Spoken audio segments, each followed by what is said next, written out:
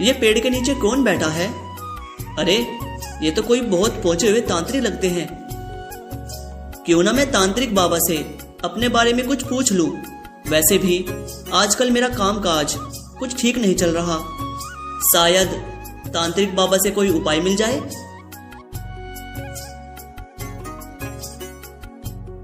जय हो तांत्रिक बाबा की।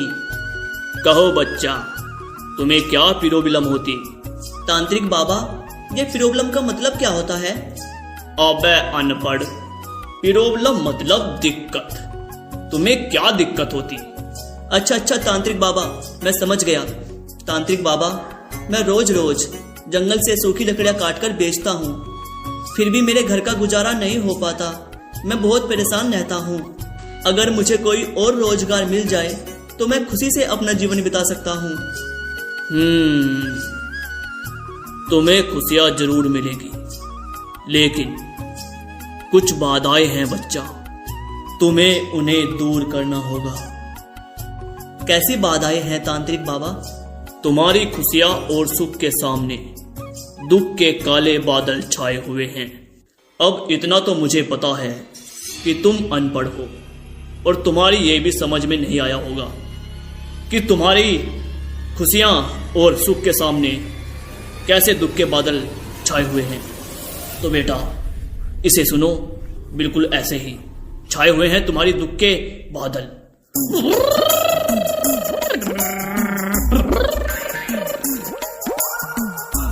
तो बच्चा सुना तुमने, यही है वो दुख के बादल। जी बाबा, बिल्कुल ऐसे ही बादल मेरे सर पे मंडराते रहते हैं। बाबा की जय हो। उपाय बताइए बाबा। इन काले बादलों को हटाने के लिए बच्चा तुम्हें एक पूजा करनी होगी और उसमें लगभग 2000 रुपए का खर्चा आएगा। क्या तुम इतने पैसे खर्च कर पाओगे अपनी जिंदगी में खुशियां लाने के लिए? पर तांत्रिक बाबा, मेरे पास तो इतने रुपए नहीं हैं। जंगल से मैं जितनी भी लकड़ियां काटता हूँ उन्हें बेचकर तो बस मुझे 100-200 रुपए ही मिल पाते हैं। तो ठीक है बच्चा, लाओ वो पैसे मुझे दो और आज से 21 दिनों तक हर रोज तुम 200 रुपये लाकर मुझे देते रहोगे और उन्हीं पैसों को जोड़कर मैं कुछ पूजा की सामग्री खरीदूंगा और फिर एक दिन मैं तुम्हारे लिए हवन पूजन करूंगा और उसके बाद तुम देखना तुम्हारा भाग्य कैसे चमकने लगेगा।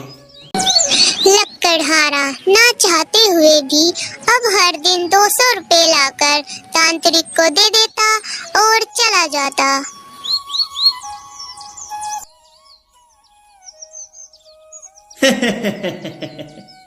ऐसे ही 2-4 मूर्ख और मिल जाए तो अपना कल्याण हो जाए।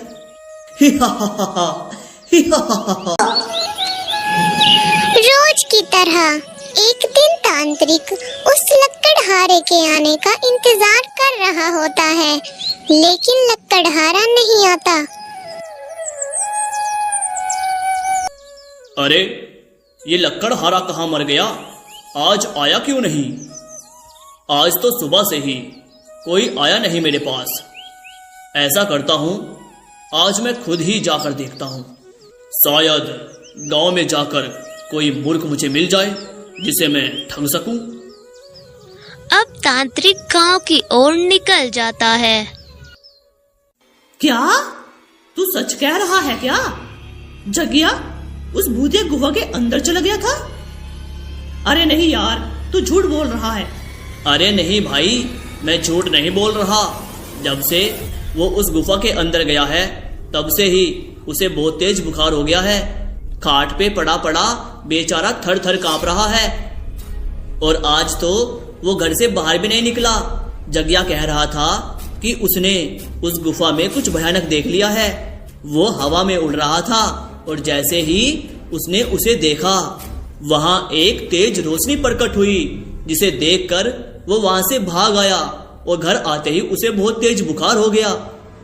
क्या उस गुफा में कुछ उड़ रहा था और उसे देखने पर एक तेज रोशनी प्रकट हुई? लगता है कुछ तो राज है उस गुफा में। मुझे चलकर देखना होगा, कहीं कोई दिव्य माया तो नहीं उस गुफा में। अगर ऐसा हुआ और वो मुझे मिल गई तो उसके बाद तो मैं पूरी दुनिया पे राज करूंगा, राज। उसके बाद ये 200-200 वाले कस्टमर मुझे हर रोज ढूंढने नहीं पड़ेंगे।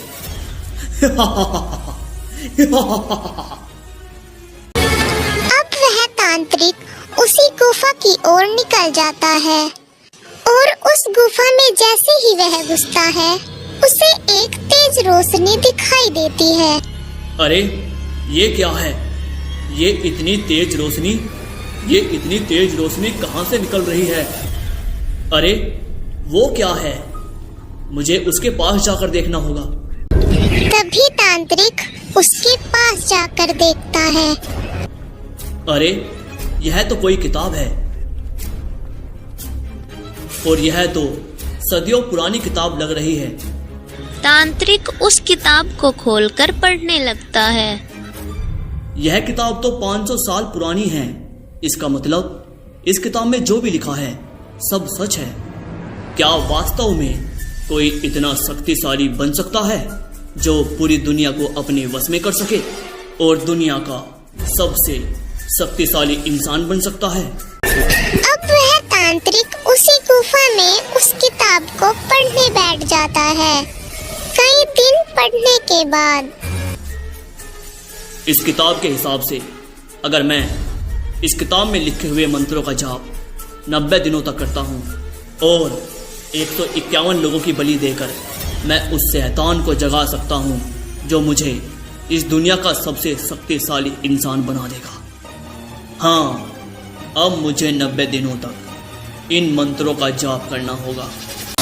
तभी तांत्रिक उसी गुफा में 90 दिन मंत्रों का जाप करता है। धीरे धीरे 90 दिन बीत जाते हैं। अब मेरे 90 दिनों की मंत्र जाप की तपस्या पूरी हो चुकी है। अब मेरे मंत्रों में इतनी शक्ति आ चुकी है कि मैं अब किसी भी पानी में मंत्र फूंक कर उसे जहर बना सकता हूँ और फिर मैं उसी पानी को गांव की नदी में मिला दूंगा, जिसे पीकर गांव के लोग बीमार होकर मर जाएंगे और इस तरह मैं 151 लोगों को मारकर अपनी सिद्धियां प्राप्त कर सकता हूँ।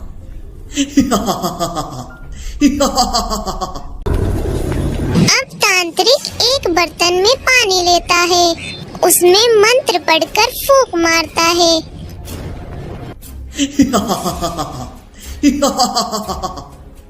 अब ये पानी जहर बन चुका है। अब मैं रात में जाकर गांव की नदी में इसे मिला दूंगा। तांत्रिक उस पानी को लेकर अपनी झोपड़ी में चला जाता है और शाम का इंतजार करने लगता है। अभी मुझे जोरों की नींद आ रही है और शाम होने में भी वक्त है। तब तक मैं थोड़ी देर आराम ही कर लेता हूँ और जैसे ही शाम होगी मैं अंधेरे में जाकर इस पानी को गांव के तालाब में मिला दूंगा। तांत्रिक वही पानी किनारे रखकर सो जाता है। बड़ी जोरों की भूख लगी है मुझे। जंगल में तो खाने को कुछ मिला नहीं। चलो इंसानों की बस्ती में जाकर देखते हैं कुछ मिलता है कि नहीं।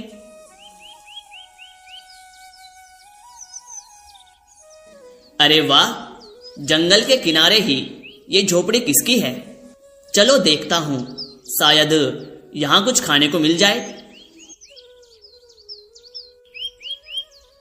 अरे यहां तो कोई साधु बाबा लेटे हुए हैं और बहुत गहरी नींद में हैं। इनके जागने से पहले मैं जल्दी से इनकी झोपड़ी में कुछ खाने पीने का सामान ढूंढ लेता हूँ। चल भाई लोमड़ी, जल्दी से कुछ खाने पीने का जुगाड़ देख ले, इससे पहले कि बाबा उठ जाएं।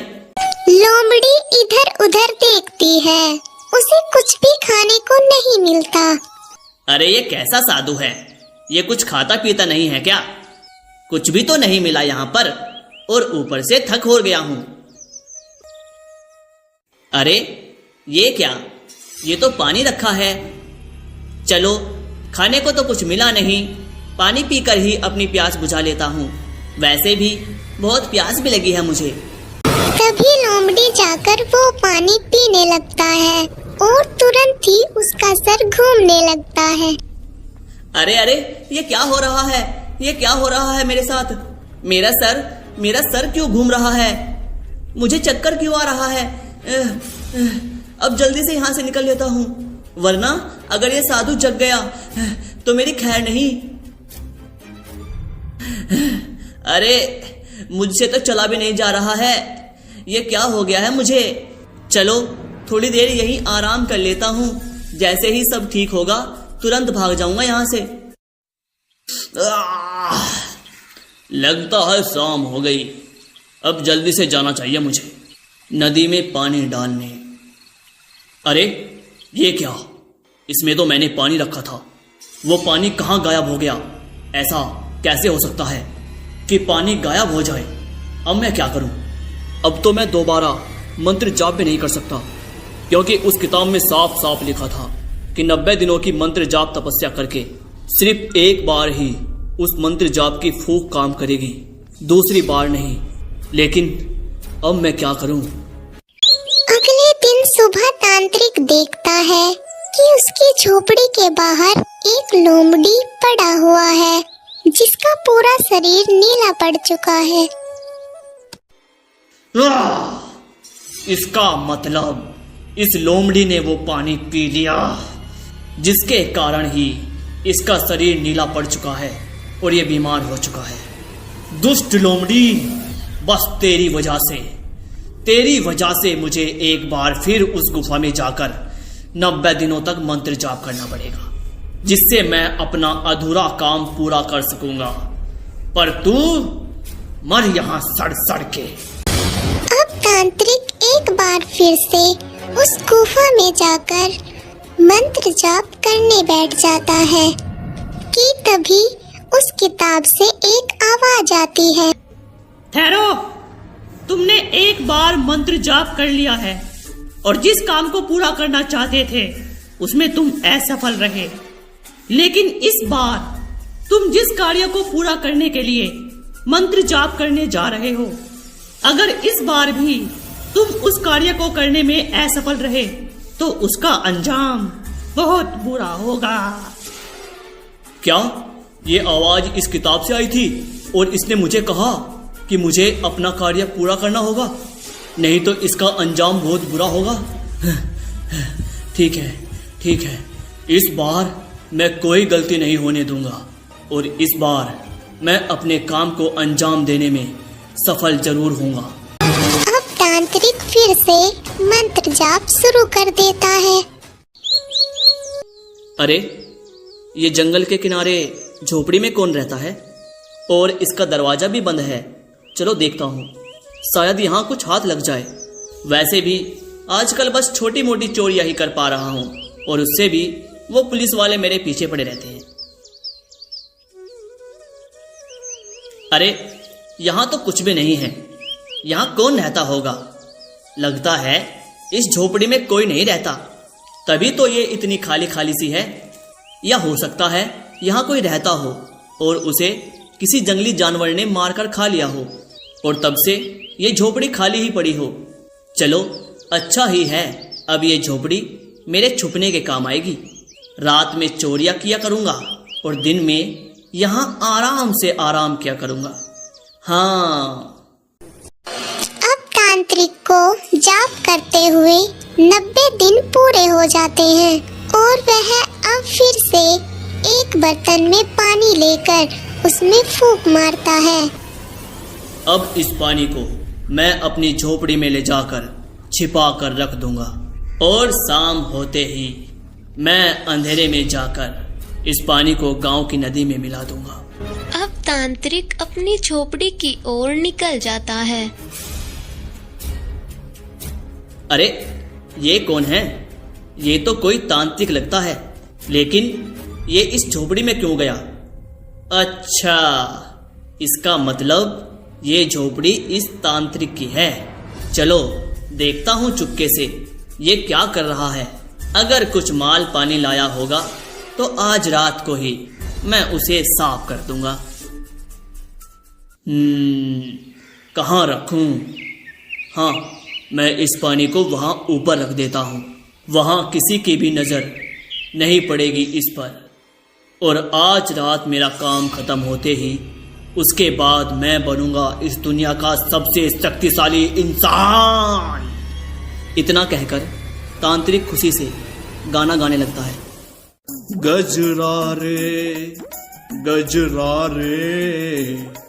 तेरे कारे कारे नैना।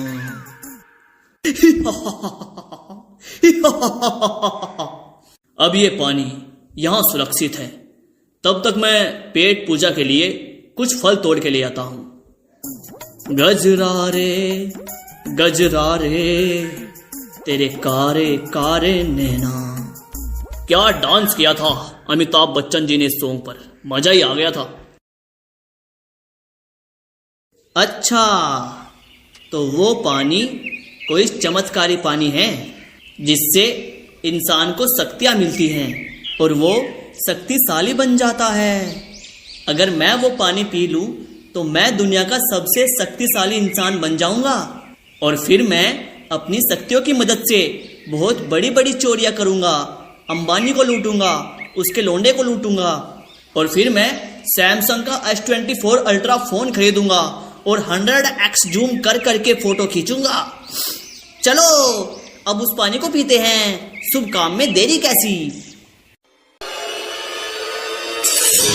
अब वो चोर तुरंत जाकर उस पानी को पी जाता है और वहाँ से तुरंत जंगल की ओर भाग जाता है। अब मैंने वो पानी पी लिया है, अब मुझे शक्तिशाली बनने से कोई नहीं रोक सकता। जब वह तांत्रिक अपनी पेट पूजा करके अपनी झोपड़ी में वापस आता है तो वह देखता है कि उसकी लुटिया खाली जमीन पर पड़ी है। उसे देखकर वह कहता है, ओ माई गॉड, ये बर्तन तो मैंने ऊपर रखा था, फिर ये नीचे कैसे आया? अरे बाप रे बाप, इसमें तो पानी भी नहीं है। इसका सारा पानी कहाँ गायब हो गया? ये सब मेरे साथ क्या हो रहा है? पिछली बार उस दुष्ट लोमड़ी ने वो पानी पी लिया था, लेकिन इस बार पता नहीं कौन आया होगा इस झोपड़ी में। पता नहीं कौन है जो मेरे मकसद को पूरा होने नहीं दे रहा है। देखता हूं, ज्यादा दूर नहीं जा पाएगा, यहीं कहीं होगा मेरी झोपड़ी के आसपास। अब तांत्रिक बाहर आके देखता है लेकिन वहाँ कोई भी दिखाई नहीं देता। यहाँ तो कोई भी नहीं है, अब मैं क्या करूं? उस किताब ने कहा था अगर मैं इस बार अपने कार्य में असफल रहा तो अंजाम बहुत बुरा होगा। अब मैं क्या करूं? मुझे जल्द से जल्द कुछ करना होगा। हाय, ये क्या हो रहा है मेरे साथ? मुझे इतना दर्द क्यों हो रहा है? कोई मुसीबत में है, मुझे लगता है किसी को मेरी जरूरत है। मुझे जाना होगा, मुझे गायब होने का मंत्र पढ़ना पड़ेगा। अगर मैं यहां से पैदल गया तो बहुत वक्त लग जाएगा। अरे ये क्या? ये तो वही जहर इस इंसान के शरीर में फैल रहा है जो जहर कुछ समय पहले उस लोमड़ी के शरीर में बह रहा था और मैंने टाइम पर पहुंचकर उसकी भी मदद की थी। इसका शरीर नीला पड़ रहा है, मुझे जल्द ही इसे ठीक करना होगा। तभी साधु एक बूटी प्रकट करता है और उसका रस उस चोर के मुंह में डालता है। कुछ देर में उस चोर को होश आ जाता है। इससे पहले मुझ पर कोई मुसीबत आए, मैं इस किताब में कुछ उपाय ढूंढता हूँ। तांत्रिक जी, अब आपको कोई मौका नहीं मिलेगा। आप एक बार फिर से अपने कार्य में असफल रहे, तुम्हारा खेल खत्म। अरे नहीं। और इस तरह से बुरे मंसूबे रखने वाले तांत्रिक का इलाज बुरे तरीके से हुआ। कहानी अच्छी लगी तो वीडियो को लाइक किए बिना मत जाना और ऐसी ही कहानी को देखने के लिए हमारे चैनल को सब्सक्राइब करना मत भूलना। मिलते हैं एक और ऐसी कहानी के साथ, तब तक के लिए बहुत बहुत धन्यवाद।